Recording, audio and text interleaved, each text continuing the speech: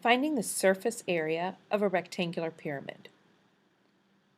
This is the rectangular pyramid. Here is the net. And I've taken the time to draw in a triangle for the equilateral triangle, an isosceles triangle, and a rectangle. I have two lines here to represent each of the two equilateral triangles. I have two lines here to represent each of the isosceles triangles, and then a rectangle to represent the rectangular base. All right, let's start solving for area for the equilateral triangle. Base times height divided by 2 equals area. Looking at the equilateral triangle right here, I see that the dimensions are 10 times 10.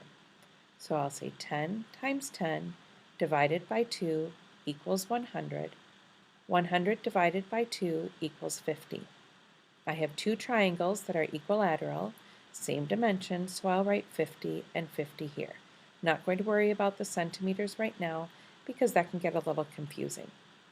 Now go to the isosceles triangle.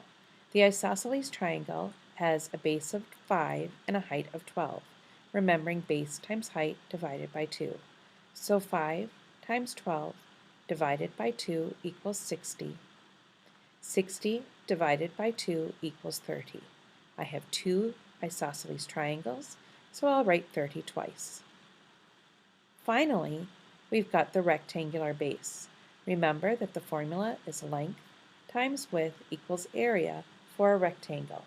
So the length is 5 times the width of 10. 5 times 10 is 50.